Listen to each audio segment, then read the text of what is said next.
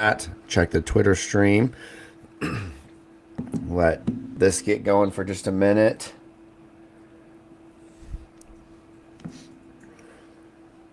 What a night. Louisville goes on the West Coast. Nothing but Cali love. Yeah. Picks up a victory, blowout victory over a 12-1 California team that not so much 12-1 anymore. You'll probably see that start to change as we move forward here. But welcome into a late night, very late night edition of State of Louisville Live. I am Jacob Lane. This is Alan Thomas. And joining us, this handsome gentleman here, right above me, Matt Childress, joining us for the first time here in the digital studio.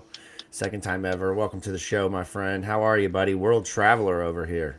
Yeah, I'm good. I appreciate you guys having me on. It's been exciting. When you reached out to me a couple weeks ago and said that you wanted me to come on and help you guys with this, I was extremely excited. I'm ready to get going. I really appreciate you guys for kind of taking me in so fast and letting me help out where I am. So I'm excited to get this going with you guys. I really appreciate it. Well, hell yeah, man. Well, you picked a good night to jump on the show. As I mentioned here, sorry, I'm trying to do multiple things at one time. But Louisville picks up a victory in their ACC opener on the year, 90-70 on the road at California, handing Cal their second loss of the season. Louisville moves to 1-0 in conference play. Cal starts 0-1, and this was a very interesting game. Really, utter domination from start to finish. I think Louisville held this lead from the very beginning of this game. Yeah, 0 times with the lead, I believe, for it's 14 seconds tied. Otherwise, Louisville held the lead in this one for 39 minutes and 46 seconds. Yeah. Absolute domination. So we're going to get into all of that here on the show. We'll dive through the details. If you're watching on Twitter and you want to get involved in the show, join us on YouTube at the State of Louisville YouTube channel. You can subscribe there, join the chat room. Let us know what you thought about this one, what changed.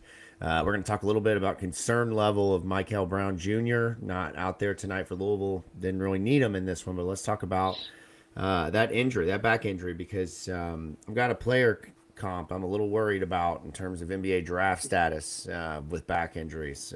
So I want to talk about that a little bit. Hopefully we don't have to go to that extreme. And we'll, of course, dive into the Louisville-Cal game, talk a little bit about what's to come with Stanford in the coming days for Louisville. But again, really the focus tonight on this one, 90-70 for Louisville. And boys, I'm going to start with the first half, right? Louisville comes out, aggressive, 10-0 start. Alan, you called Louisville getting out to some form of a lead, but man, the fouls in this one was unlike anything I have seen. It was bad. It was bad. Free throws, fouls called. I'm trying to pull up the first half stats only. I think I even wrote this down somewhere. 16 fouls called on Louisville in the first half. They had, I think, 3 guys with 3 fouls. Louisville shot 2 free throws. Went to the free throw line, I believe once. Maybe that was twice on and ones. California made 14 free throws. You say, wow, they made 14. How many the hell did they shoot? They shot 18 free throws tonight in the first half of this game. I mean, I have never seen such a soft whistle in the ACC, and that's talking about going to, Chapel Hill, going to Durham, going to Wake Forest, going to Raleigh, North Carolina State. Like, we've gone to all these places in the ACC with the North Carolina bias, but never would have thought we'd find that ACC bias in the West Coast with Cal. Matt, I'll start with you. Just take me through the first half, man. Just instant reaction to Louisville obviously starting hot, playing well, but then having to deal with just really the referee having a soft whistle. It was really just, I mean, the story that we've been told every single time we play a high pressure game, whether it be this was a quad 1 win, it could be, like you said, in Chapel Hill, it could be against a good Cal team, it could be against Kentucky team. It seems like, at least throughout my lifetime, every time Louisville has started strong or like cemented themselves into a game, the officials always get their whistle into it. I don't know what it is. I don't know if it's just the ACC or it happens over in other conferences too. I know the SEC has pretty rough whistles too, but just like the Indiana game, we started up 16-0. I was like, oh my gosh, we're going to run these dudes out the gym. Then you see, pretty bad Louisville turnover, arguably one of the worst Ryan Conwell charge calls I've ever seen in my entire life. And then they go on a small run. It seems like it's just been this constant occurrence that when Louisville does get into those hot starts, the ACC officials are almost playing like, okay, we got to let the other team play just a little bit, just a little bit. So it was extremely frustrating, but it did make me happy to know that the players that were on the floor didn't let it get to them at all, just like they didn't in the Indiana game either. And they just honestly they just went for the jugular. Like they just put their foot on the gas. They never slowed down. Just like John Rothstein always says, Pat Kelsey, no breaks, and they just 16-6 is a crazy foul disparity, but they ran with it and made it work, and I was happy about it. Yeah, what do you think, Yeah, Alan? I mean, one of the things in the first half, like with the foul calls, like I was kind of thinking the same thing everybody else was. We got out to this, this run. I thought we would jump out to a pretty good run. I was thinking it might be kind of like the SMU game, but the fear in me always thinks it's going to be a close game, especially when we're playing, Calgorhythm, of course. Like I just had that PTSD in me.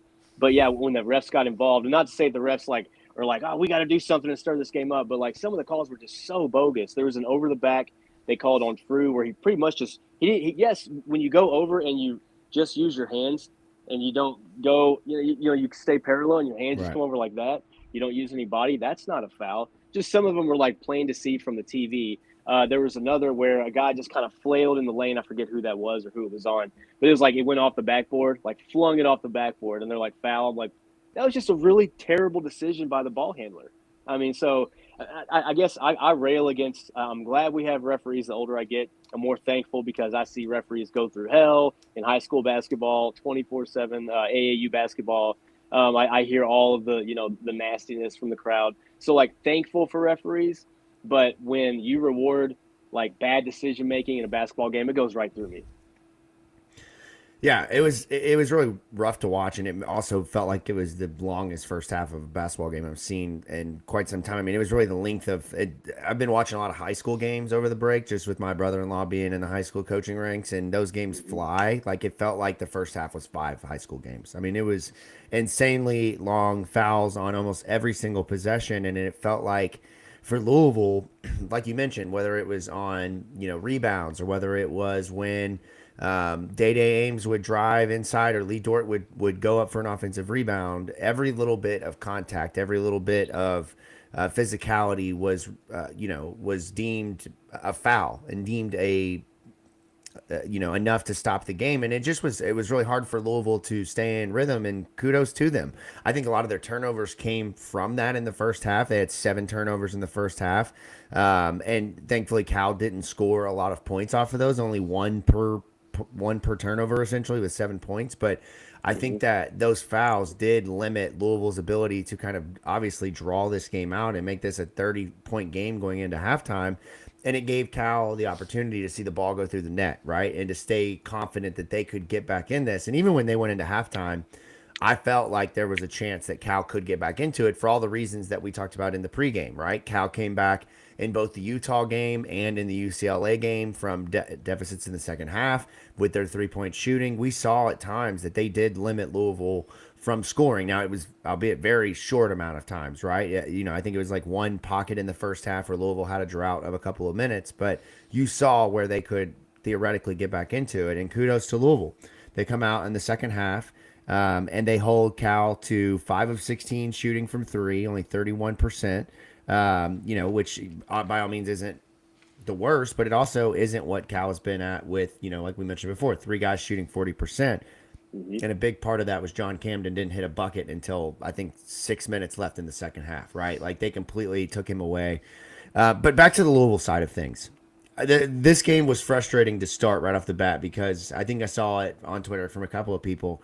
We're in like year 8 of the ACC network, and we still haven't figured out how to start games and times in a way where we don't have to wait for 20 minutes and go to the damn ESPN app off of YouTube TV. I hate to be that guy, like the first world problem guy, but like to have to keep switching and going app to app. Anyways, we didn't see the first, couple minutes of this, and we come right into the game, and Sonny Frew has 4 points and 2 rebounds. He ends this game tonight with 13 points, I believe.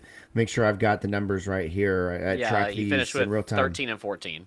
13 and 14, his first career double-double. He had 8 rebounds in the second half. The guy, while he may disappear at times offensively, he certainly does not shy away from rebounding, particularly on the offensive glass. I mean, I thought just all night he was, he had 4 offensive rebounds. He was everywhere. He was just exactly what you wanted out of him, and probably could have even been more aggressive offensively. Matt, what did you think about Sonny Frew and how Pat Kelsey got him involved from the very jump in this game, and how they really went right at Lee Dort in that, kind of lack of interior, the small California front court? So it really pleased me to see, because earlier in the season when we saw Frew really struggle to get up to speed in this American way of basketball coming from overseas, I kept seeing this recurring trend with him is that, okay, he would start slow, and then later in the game he would get some type of big play, whether it be either like an easy oop or maybe like a nice little pick and roll for him where he can make a big play or get a nice assist. And then you kind of had to get his feet wet a little bit. And then he would get up to speed, and then he would play as the way you kind of expected him to when he first came in here. And then when we started playing those big matchups, like one being UK, you started to see Pat Kelsey really focus on getting him involved as soon as possible.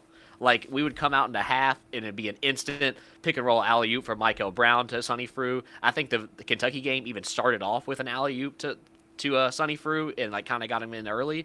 And it seems like every game going forth, he's gotten more comfortable because we're getting him involved earlier in. So a point you made a second ago where we're not seeing the beginning of these games, with getting his first ever career double-double, I don't know if this man hit a 3 and an 1 for his first 4 points and we never saw it, but the dude went crazy. And I love to see it because this is a dude that I was so excited coming into this season. I really love that he's finally getting up to speed and kind of becoming that really tenacious and physical big man we knew he could be, but he still has that Euro finesse in his game, which is so much fun to watch sometimes. So I loved watching it, and I'm really excited to see how he does in ACC play. Yeah, it really was nice to see him, kind of find his role in this game, especially again with an undersized front court of Cal. And you see with him sometimes this ability to just absolutely dominate a box score. And for the first 4 minutes of the game and in the first 4 minutes of the second half, dominated this game with rebounds, offensive rebounds, putbacks, dunks, alley-oops, whatever the case was. He kind of did it all. And I will say, I remember going into the UK game, I was sitting in the media section. We're getting ready for the tip-off of that one, and I'm kind of, talking around with everyone, seeing what their bets are, what everyone's been doing. And I kept telling everyone, hey, the gospel is Sonny Frew first basket. And that was way early on in the season. I'm gonna put you on to it now. Sonny Frew first basket is money. I wish I would have bet it. I say it as if I bet it. I didn't bet it, but Sonny Frew, they go at him and want to get him going very early on, and it's refreshing to see. Now let's talk a little bit about the injury, right? So we find out before this one that Michael Brown Jr. will not play with that back injury, and I see this narrative on Twitter. And I don't know how to. This is the world we live in with NIL, right? Where everything now, an injury seems like, is it really an injury or is it NIL? Obviously, a couple of weeks ago when Louisville played Tennessee, Pat Kelsey was asked about it, and his question was, "I don't know, I'm not a doctor, whatever. Go talk to the doctors," which we can't, right? That's not allowed. And then the next game comes back and doesn't play against Montana. And it's, whatever the response was, he's recovering, we're trying to get him out there. And then was asked yesterday in the press conference about Michael Brown Jr. and said that he was a full participant in practice. Did not say he would play, but, kind of thought that's what that meant, right? And then tonight, following the injury release last night, we see game time decision out right before this one. And I pulled that comment up on this screen because nobody's making fun of him for having an injury. That's not what this is about. This is about, is there some type of bigger NIL issue? He hasn't played since Memphis. I don't think that's the question. And I do think that our fans Louisville fans, not to tell anyone how to do what they believe in, but it's just kind of, in this world when you don't know, it's just easier to draw conclusions and assumptions because it might get you a few clicks, a couple of likes on a tweet or retweet, whatever the case is. Is there any concern, Alan, I'll come to you first. Is there any concern at all long-term about this injury and kind of how this is playing out? Does it feel weird? I have a player comp, and I'll come back to this in a minute, of somebody a few years ago, they got injured and did, had a longer term back injury. But is there any concern for you in this one in terms of how everything's going down? No, I mean, my knee jerk is that, and like I know I said like when we first found out about it, and literally we were doing the pregame, and you were like, "Oh, breaking news!" And I had just said Michael's going to drop 20 plus tonight. I literally just said that like 2 minutes, and then you were like, "Oh, he's hurt, he's out." So I'm like, okay, so we start to immediately react to it, and I was like, well, I'm like, they probably held him out of Montana, because they're like, you're good, you need more rest. So like, here we are, what, 10 days later, and you're playing in my opinion, was always on film, like a little bit of a subpar opponent. You don't need Michael to win that game. I'm sure Pat Kelsey would love to have a full roster out there. Right. But I don't think it's anything long term. And I mean, I haven't seen what you're seeing on social media about anything related to NIL. I know this kid's a competitor. I know his dad is a coach. His dad is on him 24/7. What he's doing this year, like right now, he's probably a like fringe lottery pick. You know what I mean? Like, I mean, he's not the number one pick, but the things that he can do and the way he can, I guess, carry himself on and off the court. If you're injured and there's some, scuttlebutt about it might not be an injury, it's something else. Like, I don't think anybody that's a coach and a coach's son is going to play with that narrative to try to hurt your draft stock or just hurt any kind of possible deal or anything that you might sign later on. I think it's probably just an injury, and they thought, hey, you know what? He's about 95% maybe. We don't, he's not 100%. I'd rather just sit.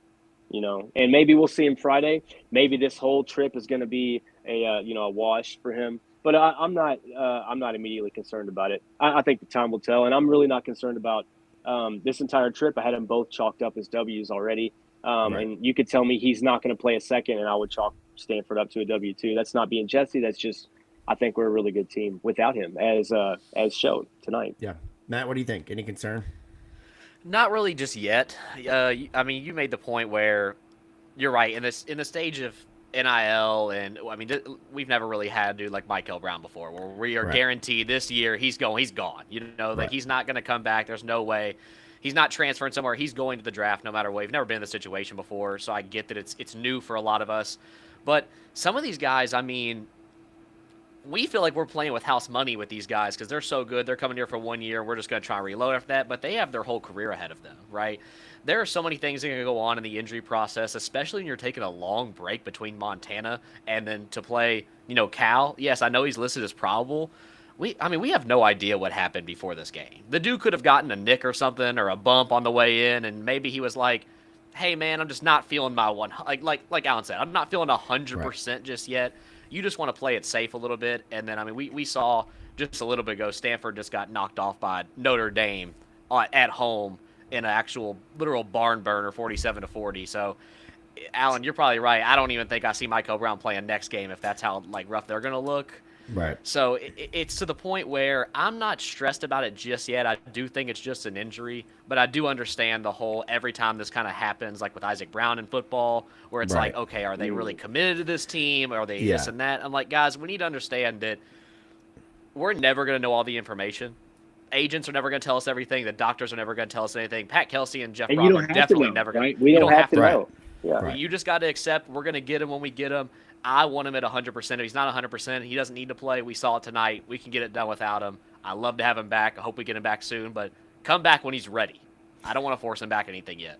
Yeah, that's the big part there, and that's a great transition. I keep mentioning a player comp. If you go back to, I should know the date off the top of my head. I want to say 2016, 17, maybe a little bit after that. Maybe I might be going back too far, but Michael Porter Jr. is a great example of a five-star athlete in a back injury. Tweaked his back, I believe, in the season opener in warm-ups that season against Illinois, and did not play a second of college basketball until the NCAA tournament late that year. And he saw his draft stock go from being the number one player in the country to I think he was a late lottery pick, maybe 15, 16, and now he's made his money back and has been, part of an NBA championship team. But that back injury lingered on for a while. In fact, I think he might have missed the entire first year of his NBA career because of it. So back injuries are nothing to take lightly, but also again, when guys don't play, Isaac Brown is a great example, Matt. It's just in this day and age when we don't have all the information because we're so used to having all the information and everything else, or we like to think that we have it. It's easy to draw conclusions. I want him to be healthy and really focus on what matters, which is late in the season here. And, for him, his draft stock is far more important than how Louisville does this season. I hate to break that to folks. Like, whether that's said out loud, I don't think that that's outlandish to say. His draft You just stock got to accept it. You got to accept it. And also, if the rules weren't the rules, Michael Brown Jr. would not be at Louisville. So that's the one thing is it's a blessing and a curse with these 5-star freshmen. However, with a back injury, much like, a ligament injury or with a tissue injury, hamstrings, calves, you got to just be very careful because these things have a way of lingering and getting worse. And so, if he's not going to play against Cal and Stanford, I would have preferred he stayed home, not traveled, sitting in an airplane for 4 or 5 hours. Like that seems like that's kind of silly. But getting the treatment around the clock, I assume that's needed to get back because the schedule will start to pick up over the course of the next couple of weeks following California and Stanford when you have Duke come to town on the 6th. So let's get back to the action on the floor. I thought without Brown, Adrien Woolly shined tonight, boys. 21 points, shot 9 of 14 from the field, 3 of 7 from 3. He had 4 rebounds, 2 assists. Had those 3 first half fouls, but still overall was fantastic from start to finish in this one. And he did it in a variety of ways. Like he had, he had offensive rebounds and putbacks. He had a couple of nice finishes around the rim. He obviously hit a few threes, but this was the Woolly I feel like Louisville fans expected to get. And if this is the Woolly that Louisville gets moving forward with Michael Brown Jr. back on the court, wow. Like this team is infinitely better than we even thought they would be. Alan, what were your thoughts on how Pat Kelsey integrated Woolly into the game plan as the starting point guard and overall really just kind of getting this team going and being the main offensive threat outside of Ryan Conwell? Yeah, somebody on Twitter said it, and I'll shout them out if I can remember it, but said, it was like shades of Chucky, like when he was going, like Chucky was such a patient point guard, like down on the block, like waiting people out. His first step wasn't as deadly as Adrian's, but I thought Adrien showed flashes of Chucky tonight. There was a few times, and like, dude, there was nobody in this country that is a guard that is better on the block with the head fake, going up, acrobatic, but balanced off the glass. He's had a few and ones down there on the block, but he had like 2 or 3 in a row, and I thought that really like drove home the point that like, yeah, I mean, this guy comes inside, and he tries to go in the paint or comes off that like he can shoot too, but if you overcorrect, he can take you to the rack like slowly. He can rock you to sleep down there, or he can blow by because he has a really nasty first step. But I was really like you said, dude, like most Louisville fans have been waiting for this game from Adrien Woolly. Like we've been saying like, oh, I think this is Woolly's breakout game or whatever game it would be. And honestly, like I hesitated to say that pregame because we have said it so many times. Of course, like the one time, don't make the prediction is it's the Adrien Woolly game. So this was one of those things that like, and even there was one a 3-pointer out up top when everything collapsed that he had it. I mean, like guy was like, closing out on him, hand in his face, nothing but net. So he's got intangibles that are just like, I mean, like I said, so much like Chucky tonight, man. I was really happy to see that. Yeah, Matt, what do you think? Adrien Woolly, dynamic all around, right? I mean, just stat sheet stuffer tonight. I mean, this dude is Alan already hit the nail on the head. This dude is Chucky if Chucky had like a genuinely confident 3-pointer. Like when he goes, like when Chucky shot it, I was confident that he could make it. When Adrien Woolly shoots it, I'm confident that he will make it. Like it is going in. It's so smooth. It's so silky. This dude is the epitome of a 3-level scorer. You've already said it. Like the comps are there. That when this guy, he is that nitty gritty paint touching point guard or shooting guard, combo guard, whatever you want to call him, whatever you want to label him as. That when he gets in the paint, he is the guy that makes everybody collapse. He is the one that gets dudes like Isaac McNeely and Ryan Conwell open because that you have to double that guy, even though he's not the biggest dude on the floor. he has the skill set, he has the move set to get open enough to get those and ones, to draw those fouls just like Ryan Conwell can, or finish at the basket to where you have to help. He may be not the biggest man, he might be a little undersized, but he is athletic enough to get the job done down there. And I mean, as well as Sonny Fruit play in this game, Adrien Woolly, in my opinion, I mean, the dude had his breakout game, like you said, on the road at Cal, a 12-1 team that a lot of people were looking at Louisville saying that, hey, they're not really great coming off of long, spurts not playing basketball. They're going to go onto the West Coast, like a long road trip, play a team that's hot right now. They hadn't really played anybody. Louisville came in and looked like a team that had been fully tested. Cal looked like a team that hadn't been. And Adrien Woolly took advantage of that. The man stepped up. The spotlight was on him. And this dude put on a show for us. And it was just so exciting to watch. It's just insane on paper to think about. Now, on paper, because, it feels like it's been months since we've seen it in real life. But when you talk about the backcourt of of Adrien Woolly, Michael Brown Jr., and Ryan Conwell, I mean, there are a lot of really good backcourts in college basketball. And I think that Louisville might have the best. And I don't think that that's hyperbolic at all.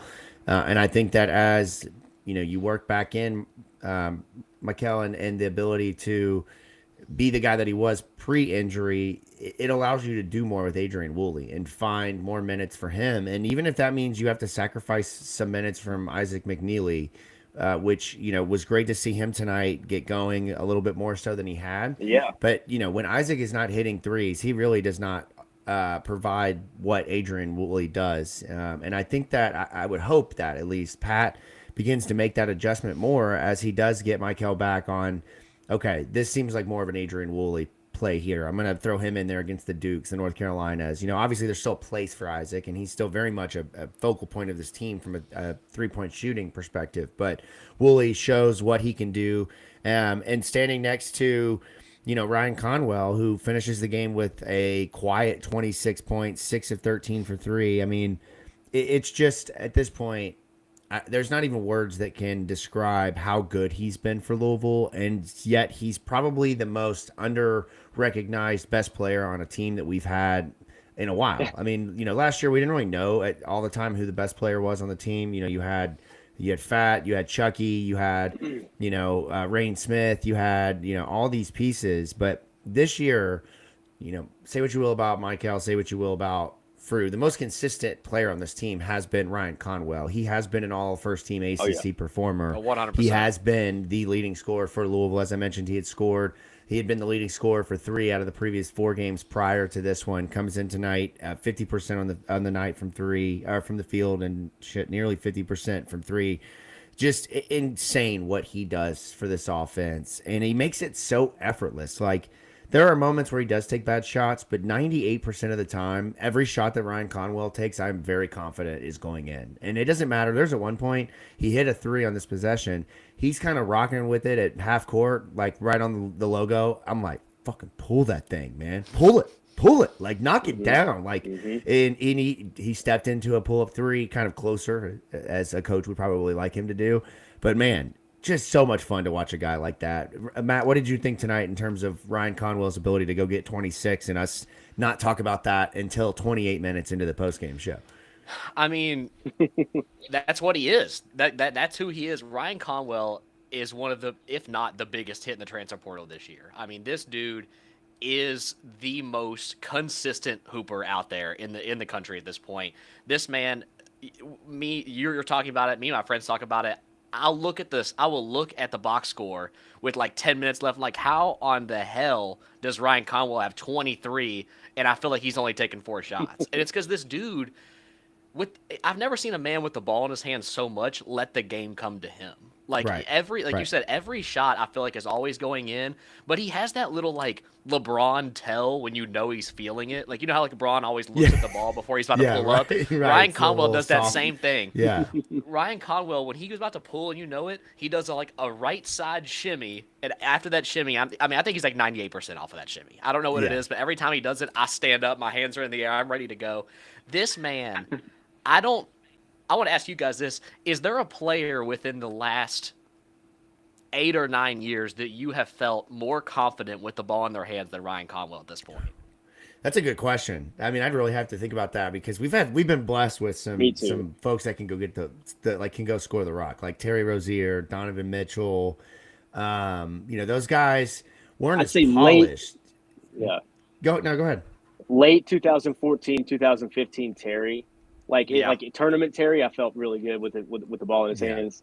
If you went a little further back, I'd say, like, I think Russ. I mean, as crazy as Russ was, but with the Russ with the ball in his hands, I think. I mean, but like as a shooter too, I don't know if there is one. I honestly don't. Okay, he can do whatever he wants right here. I'm good with it. It's just, and he's not the biggest guy in the world. Like it's I can't even describe it. Like you watch him and you would say like, yeah, of course he is a baller, but like I would never expect that he's just effortlessly dropping 26. And so there is a level of it. Yeah. And he's not like, and I don't mean this in any way, but he's not an NBA guy. Like he might go and have a G League type of career where he's a two-way guy and he can work his way into a rotation, but he's And not then he like comes a back. star.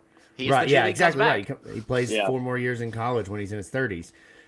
Because we just want Congress to get involved and we'll do whatever at this point to self-sabotage. But Terry Rozier is Yeah. probably the answer, Terry or Russ. And I was going to say Woolly reminds me a lot of just the dog, not necessarily the type of player, but if Terry Rozier didn't play in the mid-range level and was a little taller, he'd be Adrien Woolly, right? Like Terry lived in the mid-range where Woolly is more of a, exactly like Pat plays 3 and inside. He's getting layups and he's hitting threes. But yeah, that's a Yeah. great question. I would say it's Terry though. I mean, we've had, Rain is probably the guy I'd say is I'm most confident in shooting a 3-pointer if I need one. But damn, I put Ryan Conwell Yeah, right a behind him, three. man. Like if I need a 3-pointer, I mean, yeah. it's He's Ryan just one If of we're those talking McMahon, about dudes threes, Ryan I mean, Conwell, and Brain there's Smith. a list. Yeah. Yeah, He's just one of those Yeah. dudes that when Right. when the game gets tough, if the ball is in his hands, there's been games I've felt at ease. We could be really, Yeah, maybe you're like, we give them up an 11-0 run like today, but then Ryan Conwell steps into the game. It's like I literally like, okay, thank God. Like the guys are back out there. We're ready to go. The floor general's in there. But like you said it already, he's unfortunately not really an NBA guy. And if Ryan Conwell is like 3 inches taller, he's in genuine first round draft boards at this point. Like Yeah, you're getting serious talk about him. It's one of those things where like people in like national media, if you're not really really tapped into college hoops, are not really paying attention a lot to dudes like Ryan Conwell because they're not going to be in the lottery boards at the end of the year. But I mean, this guy, dude. I mean, if he keeps playing the way he is, he's going to be. He's already on some Naismith watch lists. yeah, He could be in that final day, and yeah. it wouldn't surprise me. Well, I mean, he right now, I'd say Yeah. the race for ACC Player of the Year is, and obviously we're just getting started today, like literally today. But it's Conwell, it's Boozer, and it's Caleb Wilson, which Caleb Boozer, Wilson yeah. looked like an absolute freak tonight. I think it's 23 and 16 and 6. I mean, that's just stupid. The dude should be in the NBA already. But yeah. with Conwell on the floor, I feel confident that Louisville can go head to head, and that if Louisville needs a bucket, like last year there were times where if Louisville needed a bucket, it's like who are we going to? Is it Fat? Is it Rain? Is it Chucky? And none of those guys were at the ACC level like capable of consistently every play getting you a bucket. Now Terrence had his nights, obviously, but we also saw how not how bad, but how much he could struggle on some nights. And not to say that Conwell won't struggle, but you saw tonight it just came with ease. 16 shots, 26 points. 6 of 13 from the 3-point line, 4 of 4 from the free throw line, 4 rebounds, 4 assists. He did have 4 fouls. 4 of them weren't his fault. And only turned the ball over twice and forced 2 steals. So, I mean, hell of a game for him.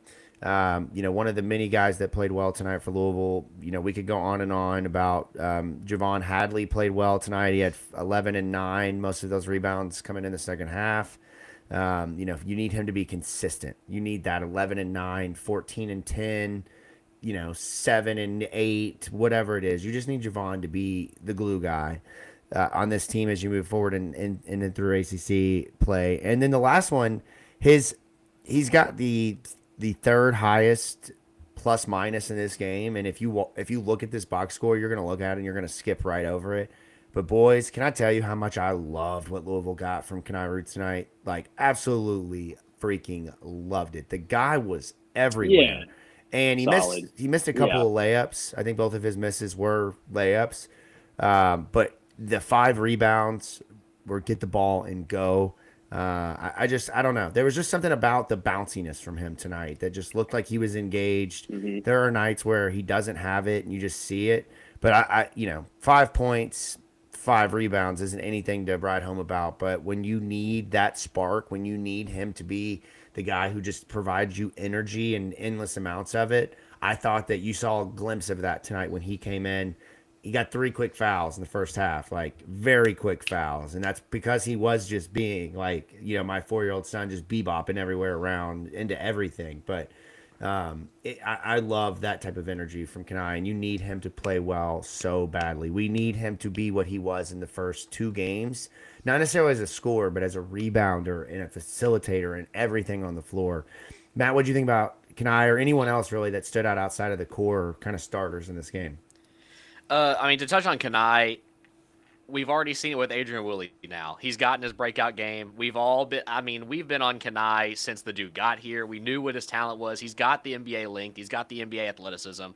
You see flashes of it, even if it'll be one play where he does like a really good Euro step and like a double clutch and goes up, and you're like, that's an NBA move right there. Right. Today was a day that we didn't see stuff like that. We saw the nitty-gritty. We saw the Kenai can really get dirty down there in the paint and get the hard work done when other people are out. He can play against those dudes who we've been saying that he's not athletic enough. He's not strong enough to play against, and he's fighting them down there. Now, Cal is not the strongest team in the country, but he kind of had his way with them in this game, and that's what I love to see. You want to see that confidence come out.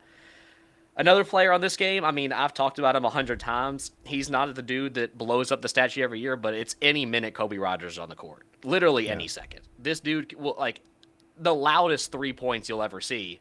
It's always at the point where we've had a horrible streak of play, and then you see Kobe Rogers get a streak open, bang a 3. It's his only make of the game, and then we're back in it because he gets a steal after that. He gets 3 boards, and then he comes out and rests. And I feel like Kobe Rogers did everything in 5 minutes, and then you look at the stat sheet and he played 11 minutes total. And it's like, you already touched on how many guards we have.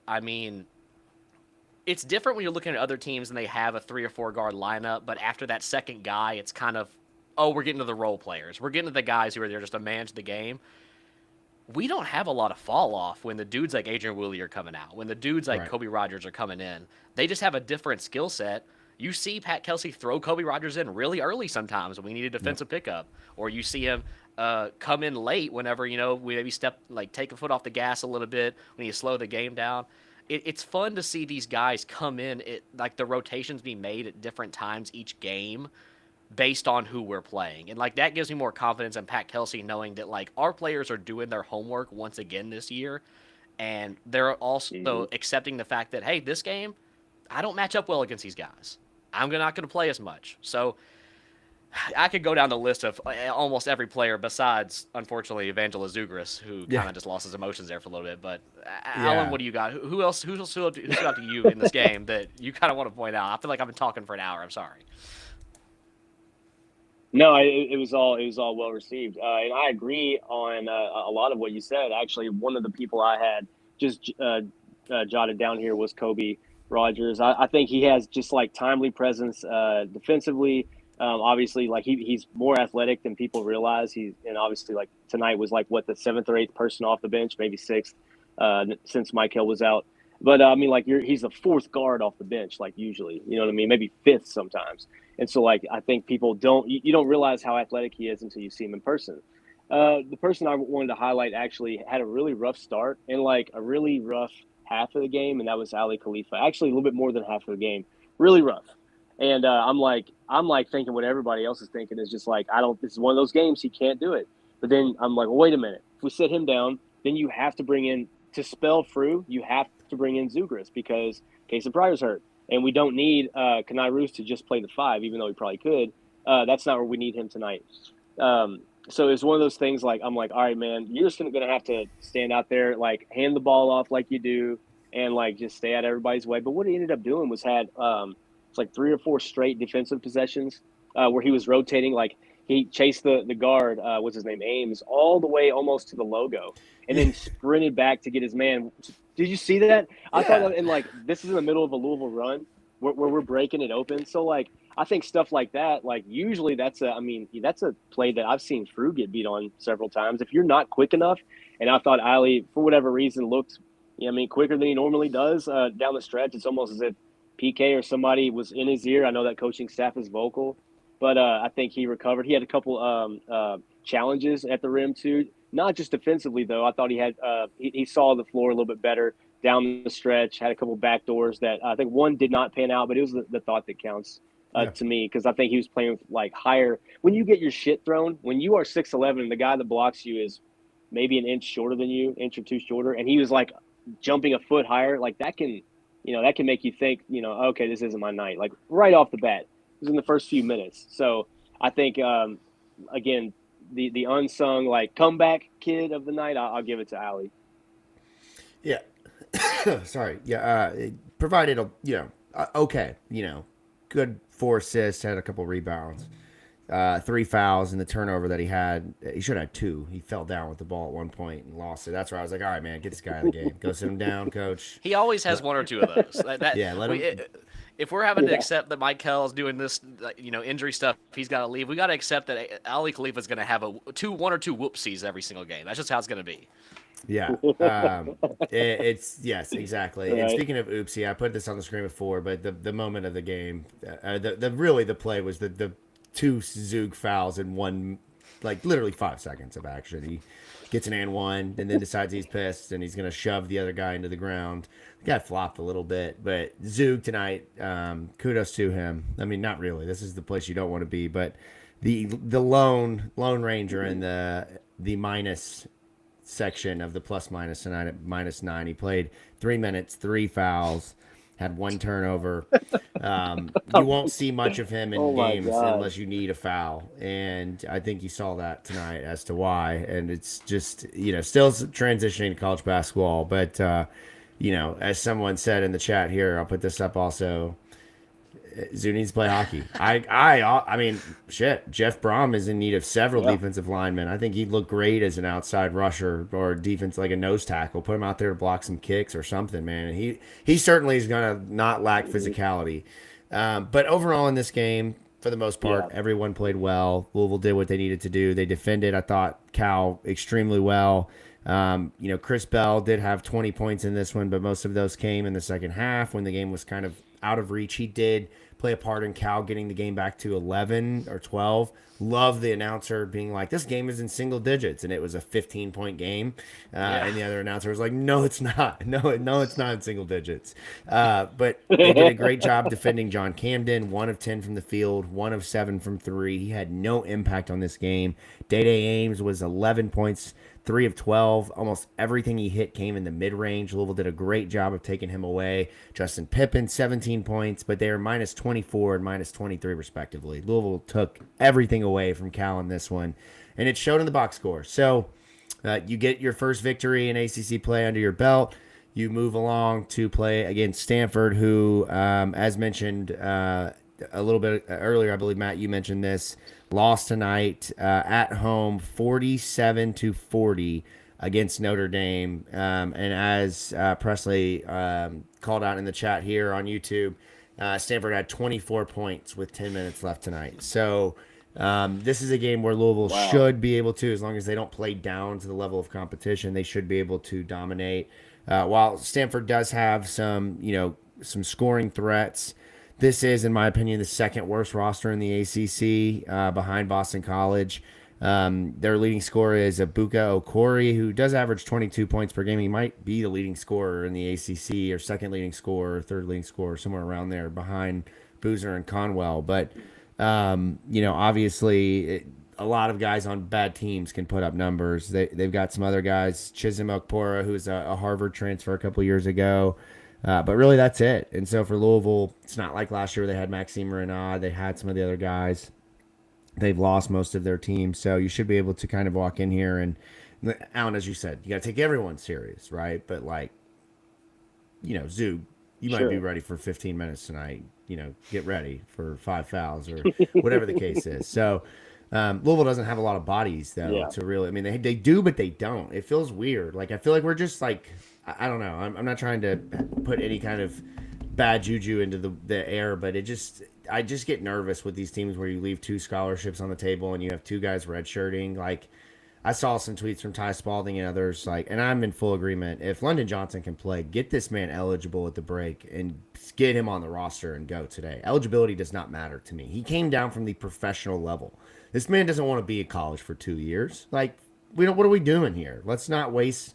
Let's call a spade and get him out on the floor and get him ready to play, because Louisville needs that steady presence. That's a guy that's been a professional for 2 years.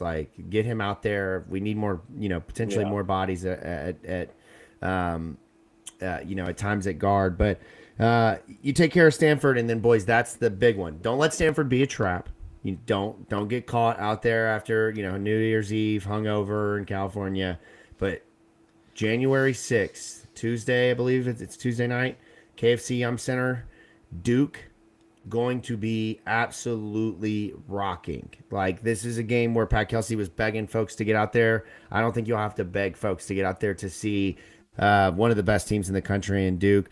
As we go into this stretch with Stanford and, as I mentioned, Duke, Matt, how are you feeling about this Louisville team? Is it kind of the same, worse, less, better? Where are you sitting kind of with what you expect this team to be as we get into the thick of conference play? So I'm kind of sitting at the same as where I was before we started today. The only way my opinion would have really changed is if I predicted this to Cal to cover. If we would have been nail biter, we got to win off of a Noah Waterman layup against EKU, then I'd be a little bit scared. I do feel better that we did just blow them out the whole game. That makes me feel. But in the long scheme of things, I think that this was a good game as the team going into this game against Stanford. You kind of get a little bit of a weight off your back that, okay, we had that long break, but we locked in. We got the hard part of the work done. Now we can go in. We can, like you said, you take everybody serious, but this is a game where, if Mike Hill's really not ready, you really don't got to worry about him as much as you did for this game. If anybody's having any issues, you can kind of give them some minutes restrictions. Like you said, maybe get Zuger some more minutes out there. It's not going to be as difficult a situation. Because what you're looking for, right, is the win against Duke. That would be you're starting off the year fresh. I know it was really disappointing the way the Duke game at home last year ended. We felt like we really had that one in the bag and kind of let it slip away. You kind of put that towards our depth towards the end in both games against Duke, especially in the ACC championship game. We felt like we just ran out of gas. This is the moment to get healthy. This is the stretch we have where if there's any issues, we can fix them right now and get ready for that game. I'm not saying go out there and play with house money and pretend this game doesn't matter, but you need to get ready. That game is going to be serious because of your issues that Pat Kelsey has had with those physically tough teams, the Tennessees, the Ole Misses, the Dukes in last year's, Kentucky last year. Fans really want this one. It's going to be a stripe out. It's going to be packed. It's going to be loud. It's going to be crazy. We need the same environment we had for UK. I think they have a really good chance to win this one. If Pat Kelsey can take this game on January 6th, man, I might start dishing money out of my own pocket. I'll go to his front office. I'll leave dollar bills out front. I'll go out there shirtless. I'll get the Pat Kelsey tattoo on my back. Whatever I got to do, I'll be locked in. Give him the Calipari lifetime extension. Yeah, I mean that's a big accomplishments right there. Some big achievements. But to get a win over Duke this early in the season, especially when you have Duke again, I think at the end of the month, you have them on the 30th of January. Yeah, which is ridiculous. So, yeah, twice in, roughly about 3 weeks, you'll play Duke. And then after Duke, they follow it up with Boston College, Virginia, which Virginia is better than I think, a lot of folks expected them to be with Ryan Odom there and a rebuilt roster. Yeah. And then Pittsburgh, who fell tonight to Miami, I believe, Virginia Tech, and then you have Duke again. So things are heating up. Alan, what do you think, just confidence level going into Stanford and Duke? Well, the Duke game is on January 6th is the 5-year anniversary of another Louisville loss on January 6th, 2021. Mm-hmm. Can you name that Louisville loss? It was a Kenny Payne game. Hold on. No, January 6th. Yeah, hold on. It was a Kenny Payne game, wasn't it? Yeah. No? Yes? No. No? Chris Mack? No, it was Wasn't it 2021. Mac? I That'd think be it was Chris Max Mack. last year. Okay. Chris Mack. Was it Pittsburgh? Max last year. No. Was it the... Would that be No. UNC? No, I don't have it in front of me. It's just in my head. I could be wrong about this, but it's a non-conference It's gonna game. kill me. I think we're on the road. It's the stupidest. Like you'll be like, "What? We played them? Oh yeah, what?" But 5 years ago, for January 6th, 2021, just a day of infamy for Louisville basketball, and a day of infamy for only Louisville basketball. They beat Virginia Tech on January 6th. Oh, is that wrong? Okay, I got it wrong. What game are you talking about? I'm so confused. Okay. What the hell? I don't have it pulled up. This was a good year. We beat Kentucky 2 games before that. Alan, what are you talking about? I think Alan is trying to cover for what he was doing on January 6th, 2021, actually. I think that's what this is really about right here, Al. We beat Duke, too. I was hanging out with yeah, never mind. Yeah, right. You were hanging out with some dude with the Viking horns and a bear coat. Dude. Yeah, I knew somebody. Well, I used to work with somebody that was there, and I was like, "What?" So I hadn't heard from the guy. My cousin was like, "Yeah, he was there," and we're talking, of course, about the Virginia Tech game. Yeah, the Virginia Tech game in which Louisville won by 2 points. He was there. But yeah, no. So like the Stanford game, I have not looked at any. I don't know anything about this team. I don't know how they play. I don't know if they play fast. I don't know if they lead the conference in being shitty at this thing or being good at this.